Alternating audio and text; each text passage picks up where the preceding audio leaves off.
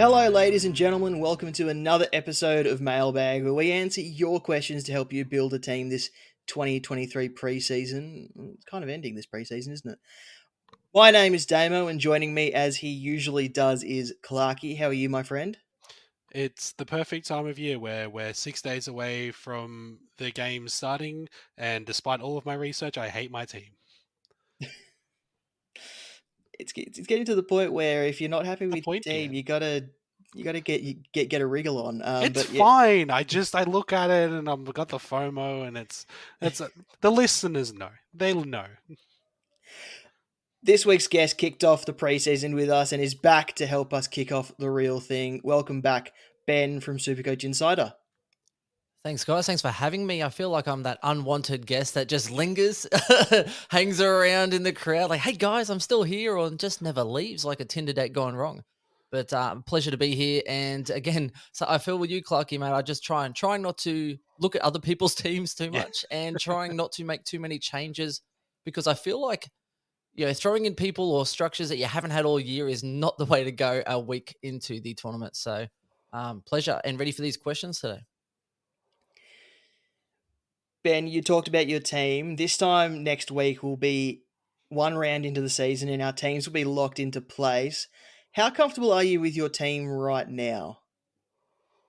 Fairly comfortable, but what I realized yesterday is if I take Clary out of my team with this news, and it's news that's been developing, and we won't go too much, but three times a charm, I think. Once you hear it, twice you see it, and then when they say it again, I'm like, okay, maybe I need to change, and that then causes a whole issue as to where I spend that money. But my team is fairly settled. I like the people and their roles in my team. So I just did a pod yesterday, which seemed to be not many people shitting on it, which was nice. So always a good start. But yeah, fairly settled at the moment. How about you guys?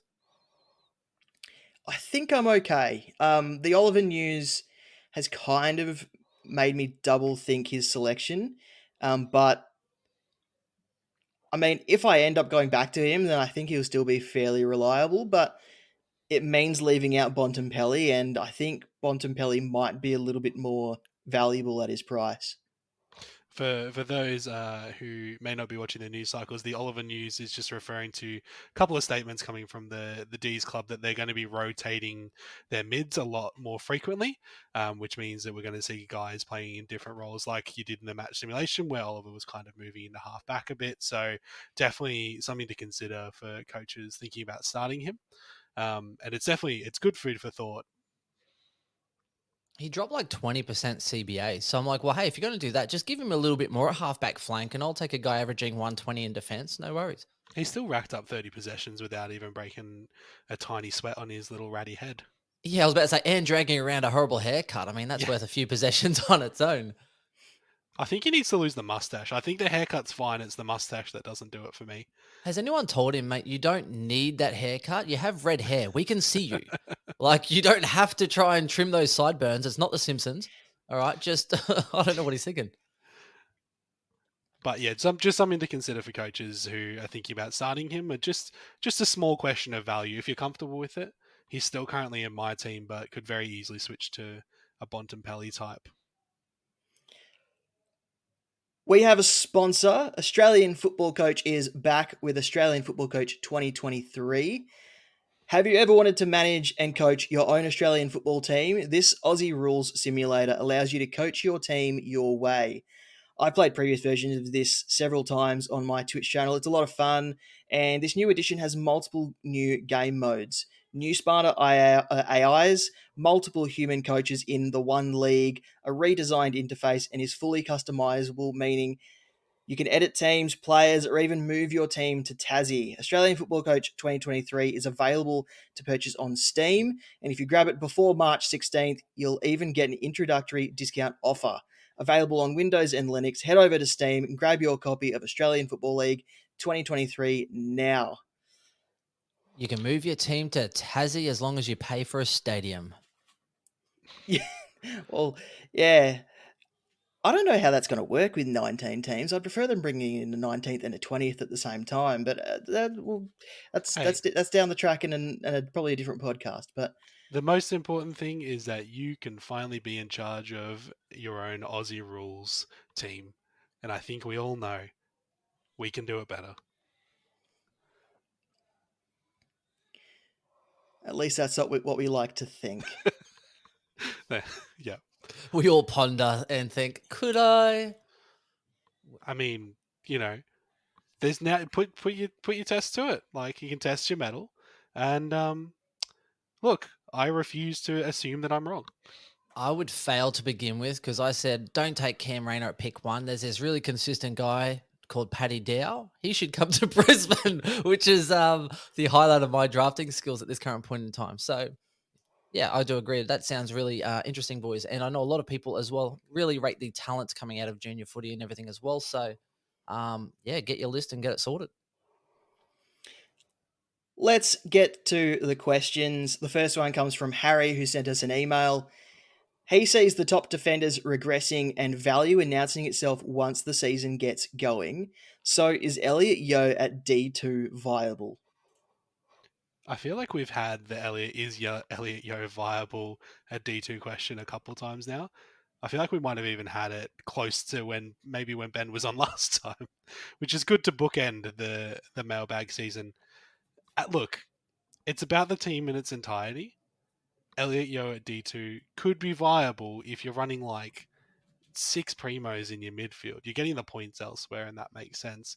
I think there's too much value to go straight down to Elliott Yo, though. You've got guys like Jordan Ridley, Nick Dacos, Hayden Young. Bailey Dale isn't that expensive, really, to not warrant a selection if you don't want to go for those really, the Dohertys, the Sicilies, the Dawsons, those really expensive guys. So why go straight down to the basement? Yeah, defense is pretty much like your hairline. You want to save a little bit off top, right? But if you go thin, it's not too bad. Not many people notice if it's a little thin, right? You go a little too thin, then pretty much it's bare all that everyone can see, literally exposed to the world. And what you're happening now is if you have Yo at D2, I didn't mind it previously when it looked like Hunter Clark was there and a few of these other players, Caulfield or, Bose, etc., filling in the blanks. I'm like, okay, D2, that kind of makes me feel a little bit risky, but at least, safe enough. Whereas now, with a lot of these other question marks coming over those players that I've just mentioned, I think D2 probably is too risky this year for Yo. And, yeah, I guess the yo-yo, sometimes you want to play games, but the yo-yo was left, what was that, 1990? So I think it's time to move on and change the times. That's it. And look, it's been something I've been thinking about Yo in its entirety, and Damo and I were speaking to it just before we started recording. But like the idea of fading Yo in option of just going some more like tried and tested guys that we've seen do it before, not because Yo can't, but just because in my head, I just think how good are West Coast really going to be that Yo's going to be able to rack up the footy at will. So are West Coast really going to make that much of a leap that he was that missing piece that then, gets all of that reception in there? So I think, a D2 I'd probably say is not for me.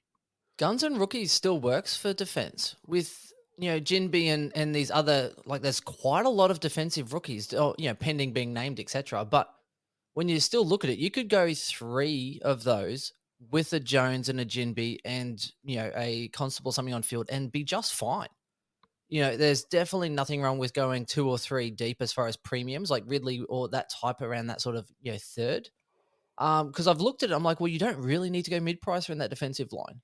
I know everyone else is, which is where the temptation comes in, and you just throw in like Hopper and Yo pretty much just because they're in everyone else's side. But when you even look at that mixture, there's still a lot of cheap options, even with Hopper in that side. And I know it's kind of risky to ignore them if they absolutely fire, but even if you go the extra premium and then go the cheaper options like a Mackenzie, like a all the defenders, etc., Jimby, then guns and rookies are a little bit less mid-price, so it isn't actually a bad thing all the time. And there's a lot of mid-prices around as well, and they're not all going to fire on all cylinders like people are suggesting. So trying to, mitigate the risk and not start as many is probably not a bad thing. So is Elliott Yo at D2 viable? Probably not anymore. If you had asked us 6 weeks ago, probably yes. But now we've seen the preseason games and we've seen how teams are probably going to line up. Is he viable at D2? Oh, probably not. In fact, he's probably, you probably even argue that he might not be viable at D3, but he's at D3 in a lot of teams. So I think that's probably the highest you can place him. Next question comes from Matt O on Twitter. He's tossing up between Ariel Goulden, almost said Eric Goulden, but that's not his name, Darcy Cameron, and Jack Zebel. And if he picks Jack Zebel, he'll just bank the extra cash for early trades. Not just the extra cash, he'll also bank negative points each week in his overall rankings. Look, I'm not a huge fan of Zebel. I think he's good enough, and I know what he's done previously. I don't think he's going to lose cash, but I think there's definitely much more scope for others around him to do better. And I think he's much of a team player. So when he did it 2 years ago, whatever it was, they butchered it. Pretty much he'd give it to someone, they'd butcher it, they'd kick it back, and he'd go, wonderful, I'd get another mark or a kick out, all the rest of it. So I've tempered my reservations, I guess, or expectations for him. I think Goulden's the one on that price point just based on hurt factor. Higher ownership, a lot more CBAs. Went from a 10% CBA last year, right? And now even if Mills comes back in, we kind of did some maths, and I think even at 50% CBAs, that's a big jump. And most top six forwards are actually midfielders that are getting that 50% split or more. Yeah, anyone. So you go a few years back, Petrarca, he went from a huge midfield, right? So then lost DPP, bang, midfielder. Mills was the same defense, DPP, midfielder. And then you even go through like Bontempelli, McRae back before they became primo mids. That was the process that they would take. And last year we had about 6 guys that were playing forward mid that went through the forward line for us that are now lost. So he's got the role for it. He's got the ceiling. He still went huge, I think 3 or 4 times last year. Absolutely huge ceiling. So what this role says to me is that his floor will increase. And finally, sorry, boys, is with the Cameron selection, I don't mind it as far as a cheaper option. But round 6, if Gawn does get DPP, then pretty much you've just shot yourself in the foot with a not as good ruck cover. And he's still not going to be top 6 as far as a forward. So I'm not sure I'm liking it having cover for cover's sake for a 6-week window. I guess the differences between these guys is if you go Decam and Zebel, you're picking stepping stones. People are picking Decam to sort of see how the ruck line pans out because they're still not sure how the shared roles are going to go at all these clubs that are now going to have shared roles. Whereas Errol Goulden feels like someone you can keep all season. So it's are you happy to use an extra trade when Decam or Zebel are all fattened up and ready to go, and you know how the ruck line is going to look, or someone's put their hand up in the forward line to trade Zebel to, or would you prefer to start someone and have them all season long unless something horrible happens like an injury or a role change or something like that? So it's a keeper versus a stepping stone versus a cash cow in really, and I think with all that, you probably got to start Errol Goulden because he's going to be a keeper as long as he stays fit. I think Damo, this is some advice that you and I got from the wonderful MJ from the coaches panel, which has really stuck with us, which is when you're picking players in your team, you just ask yourself realistically, what do I expect them to average? So are you just having a punt? Are you putting somebody in just because everybody else is? Like, it's not about, oh, well, you're making a cookie cutter team or whatever. Make a team of players that you're happy with. I think Errol Goulden, out of all those players, he's someone who has been in every version of my team from the start of this year because I saw a 10-point upside. It was either going to be him or Chad Warner running through that Sydney Swans midfield. They're the 2 young guns. Chad Warner has done it last year. Errol Goulden did it in the small times that he was, but he was, as Ben said earlier, he was kind of playing a bit more in the forward line and outside of that mid rotation. So by giving him that mid, I'm going, okay, I can realistically see that he could be, he's priced at about an 85, 87 range. I could see him going to a 95, 97.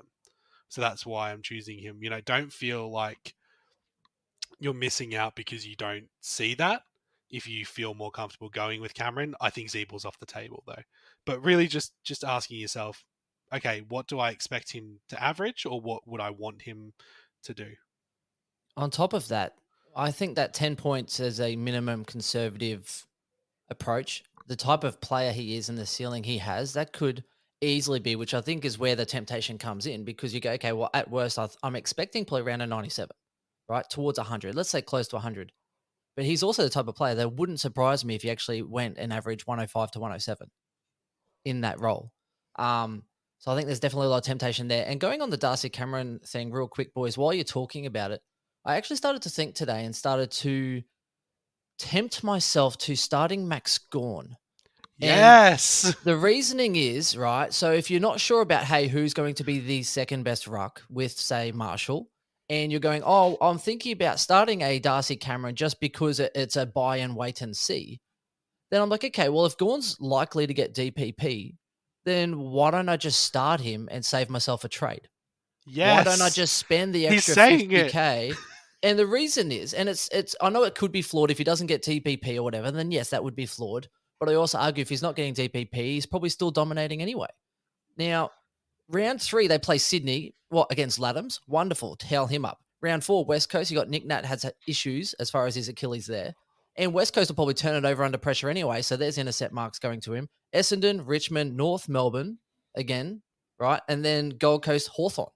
So if it gets DPP round 6, wonderful. I'm not having to trade him in because I already have him. I then get 6 weeks of data and actually go, hey, who is that actual second best ruck? And then go there. Gawn pushes into that forward line. Or at worst, he's still racking up intercept marks and getting a tap out against horrible ruckmen, in part, not all of them, and also against bunny teams that'll probably turn it over straight down his throat. So part of me is thinking, hey, he could go 110, 1 or whatever for that first sort of 9 rounds. And maybe it would actually be better for my team to just lock him in and then get 6 weeks of data and then change where I need to. I love this. I love everything you've just said. And I knew this is why you're one of my favorite guests, Ben. Shortly before you arrived, I was literally saying the exact same thing to Damo, and I didn't want to say it publicly for fear of ridicule. But the role that Max Gawn plays serves that there are going to be weeks where that ceiling that he has is kind of still there because he kicks a couple extra goals. He picks off some intercept marks behind the ball. He was everywhere. The main difference in my head between the Max Gawn and the Darcy Cameron conversation is the price. Price only matters when you're buying or selling, but at the same time, DCAM, I can see why people go, well, he's only 490k, so you're not outlying that amount of money. By the time Gawn goes into the forward line, he may have lost cash, or if you want to jump off him, he may have lost a lot of money. But I'm kind of also wanting to get on the Max Gawn train. I really like it. I love the role that he plays. I just think it's going to be really up and down scoring wise.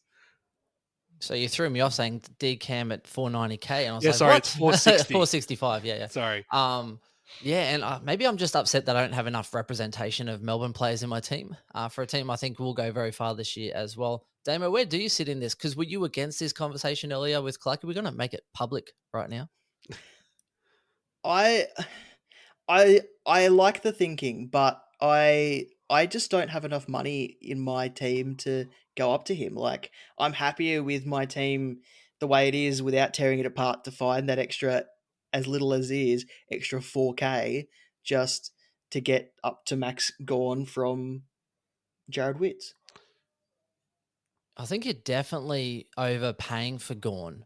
Oh yeah. Right. But then it's like, okay, well, which I do get because it's $50,000 to $70,000 too much, right? But at the same time, how much is a trade worth? And I know we get more of them, but if you start and go, hey, I'm going English or hey, I'm going Darcy, and then you're wrong, then you're going to be losing points per week anyway. And you're not really going to trade them because they're probably doing well enough. And then if Gawn does get DPP, you're still going to want to bring him in. So that's the kind of the tossing up and the balance that I'm sort of trying to weigh up at the moment. Whether I back in, say, an English who I think will be number 1, or do I kind of go this way, get 6 weeks of data, cross my fingers and hope he gets DPP, and then I can actually get that person that I want. And if it is Darcy, then I'm like, holy crap, I was wrong. And that's just the reasoning I'm thinking of. Maybe I just overspend there. and go value in other lines like a Ridley or something like that, as my balance. There's only been one ruck that has really impressed me and locked themselves into my side this preseason, and that's Rowan Marshall. And as for the other position, I honestly cannot decide. Like, Gawn, Wits, English, Darcy, we're all going to do fine. Even Darcy Cameron, I think, for his price, would be fine for your selections. I think if you're not really convinced, pick yourself something that helps you move later on, which then narrows it down to Gawn or Cameron or Decam, really. Anyway, don't pick Zebel. Is the So- answer to the Yeah. question. So to answer Matt's question, we would probably all go with Golden by the sounds of it, but Decam's probably the second choice, and then just don't pick Zebel. Poor guy's now thinking, oh, I should probably put Gordon beside. I didn't even ask for him. Now I've got him. Absolutely, he should. Frank in the website comments wants to know our thoughts on Liam Henry and Tom Cole and their roles. Is it enough to warrant selection? I've seen Tom Cole in a few teams. I didn't even realise he was as cheap as he was, but I remember him being cheap another year and him averaging about 35 points and not making any money. So I don't know if he's worth the selection just based on that. I know he's a bit old, a bit more entrenched in the West Coast team, but I just don't think at 180k he's gonna give you that much extra cash. And Liam Henry, I like Liam Henry, but at 202k, is he going to average enough to make enough money? And I think he gets a starting role, but I see him being the substitute way too often if they need some help in defense, because he doesn't really have a lot of that defensive mindset that the other players do, like Aish and Hughes, and even Nathan O'Driscoll, who can come into the team and play on the wing as well. So I think he's one who's going to be in and out of the team, probably gets first crack, but I don't think at 202k he's one that you can start with. Oh, here's the problem, right? Number one, both of them have two first names. That's an instant double strike, in my opinion. Secondly, when you air questions like that, how can you not be dragged over the coals?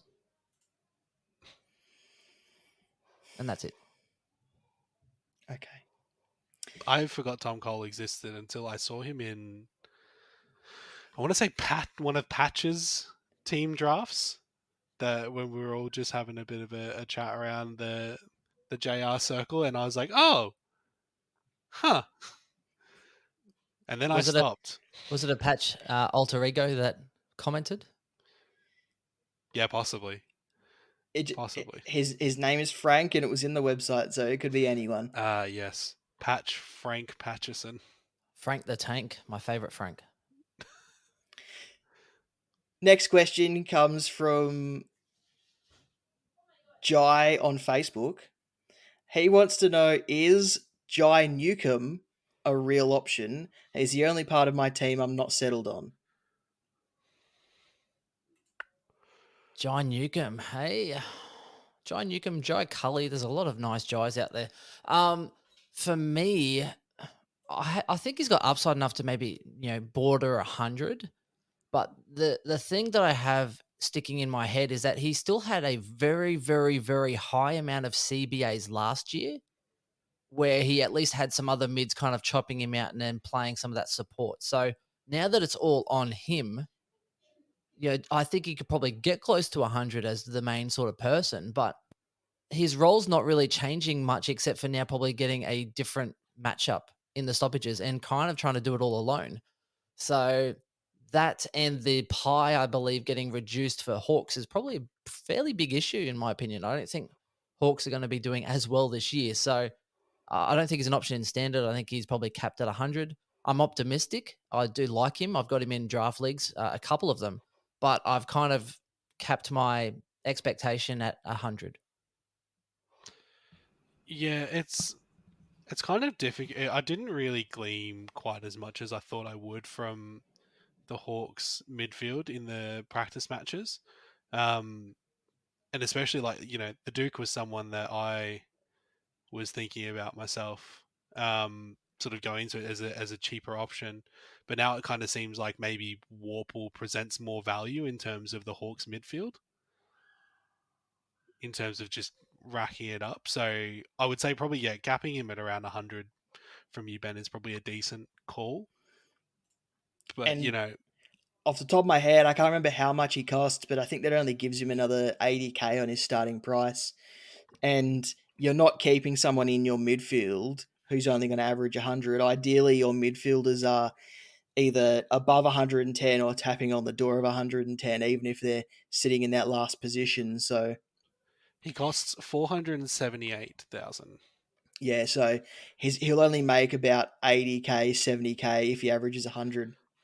So, even as a mid pricer or a stepping stone, he's still not that valuable. He doesn't have that value, and he's probably not going to average enough to be one of those keeper options either. So I think if you're not settled on him and there's other options that you're weighing up, there's every chance those other options. His name is also Jai. I think there's better options out there, and I mean he's not a terrible option because that Hawks midfield will need someone to step up after O'Meara and Mitchell left, but how how well they do is a different story. And if you're strapped for cash, just get Goulden, throw him in your midfield. He'll average you just as much, except you can put him forward later. Good advice. Who are we captain? Whitfield. Or Whitfield. Or Whitfield. Yeah, he's probably going to get defense, isn't he? Who are we all captaining for round one? Oh, see now you're making me look. I was going. I think it was Clary into Laird was pretty much what I was going to be having in my team now because the GWS loop was fairly late, but that's kind of been thrown into a bit of an issue at the moment. So if it's not Clary, then I think the only one I can really probably go is Bond into Laird, unless there's a bunny ruck there somewhere. That's pretty much all I can think of. Clarky? I'm just trying to find the order of games. So it kicks off with Richmond and Carlton. Then on the Friday night is Geelong Collingwood. The Saturday games are North Melbourne, West Coast, Port Adelaide, Brisbane, Melbourne, Western Bulldogs, Gold Coast, Sydney. And then on the Sunday, you've got the Giants against the Crows, Hawthorn against Essendon, and St Kilda against Fremantle. I think I'd probably go Dunkley into Laird. I think Dunkley would be a popular option against as well. Port. I think you guys will towel up. Really, I think it'll get your confidence going for the start of the season. It'll be interesting. I think Port will come out more fired up than they were last year because they know how bad they started last year. It is in Adelaide. I don't think I'd be running Neil into it. Bont, I think, generally goes okay against Melbourne. Like the bigger games, he plays well in. I actually don't mind if you have a Wits and a Laird. I don't actually mind a sneaky Wits over Laddams. It'll be a very different take, but we know last year Wits did tail up a few weak rucks as well. Wits also starts the year a lot better than he finishes it usually, so I'm expecting big scores from him early on. Yeah, Wits is interesting because he was averaging 120 odd at the start of the year, but then you're right, tailed off. And then this preseason, he spoke about how he's been able to do all the preseason, and on the fact how it was off, coming off the knee. I think that could have been why he tailed off because this year he said, well, the preseason's been good, and coming off that knee surgery or whatever the year before, it's kind of held him in good stead, and he hasn't had any issues this training, so he's hoping to then be able to platform this year. So last year, it's like, well, did he just stop performing and drop off a cliff and average 97 for the last half of the year because he just couldn't do it anymore? Or was it because he played weak rucks? Or because maybe after a knee surgery, as the season gets on, you kind of need that conditioning. It bangs you down. So he could do well. I don't know. That's the risk. Well, either way, he'll probably come out firing anyway. So we're not going to put the vice captaincy on Cripps, Taranto, any of those sorts of players for the first game. I know people love to get their captaincy out of the way early. I just think those are the big, like, there's the big ones that you kind of want to VC off first in those first few games. Like, even Rosie, like, if he repeats what he did in the preseason, um, he's definitely worthy of a captaincy option. I just not quite sure how that shakes out with the Carlton midfield. Not quite sure how the scoring is going to shake out from there. I think it could be anyone's game depending on who they want to take on the load of their work. Taranto, I don't mind. I think that's quite possibly a good shout if you're hot on him. But apart from that, I think there's kind of not really any options until Dunkley in the Brisbane game, and then the Melbourne Dogs going to. I think Laird is probably the best captain option, like the post loophole option, because he also plays GWS in that game. So for those running Madden as their loophole player, that could be a good shout there. You've got a majority of those big guns in those first 6 games. I wouldn't be getting too out of line. I think even Oliver's still 41 or 45% owned. Laird's creeping up because of, obviously people flipping from one to the other. They're going to be the most 2 heavily VC'd and seed players. Then you'll have people probably throwing a Dunk or a Bontempelli as the VC, but the C will be on probably one of those players most weeks, especially to start. And I recommend that probably just sticking with that as far as a C option, and then trying to go a high ceiling player as your VC, and then backing in someone with a low variance, really more consistent player like a Clarry or a Laird for your C is probably the best way to start the year. And then as more data comes in, then you shift and you change as you normally do, unless you're from Fantasy Tech TV. I think one of them's not starting either of Laird or Clarry, so I don't know how you can go into a season expecting good captaincy scores, especially if you're going for standard. But anyway, that's just me. I'm glad you mentioned not getting too creative with your captains, because I do agree at the beginning of the year, you kind of have to follow the crowd and go for the most popular sort of captaincy combinations. Um, the smoky captain options are ones to leave for later in the year when you're trying to get those extra 20 to 30 points to move yourself up the rankings above, to get out of a rut, when sometimes you might be stuck at 1,000 or 2,000 and you keep on just going between a few places, and you need something to push you into that next rung on the ladder. But yeah, early on, I think it's just go with the popular options. So Laird or Oliver's probably the popular ones, and then your VC a Dunkley or a or a Rosie or a Wits or something along those lines, and just go with that until there's more information available and you can see new roles or old roles returning and how players are going to perform in their roles. That's it. And, those guys as well, these guys that we're going to captain every week, it's kind of part of that little premium price that we're paying for those guys. So, you've chosen those top tier guys for a reason. Like Marcus Bontempelli is worth that money because there's probably going to be a week where he scores 150 and that you can always count on him and try to pick your moment for that. I don't want to toot my own horn here, guys. I just had a look back at the SuperCoach data. 19th overall was my captaincy rank for the year last year. As in, I had the 19th highest captain return. So right.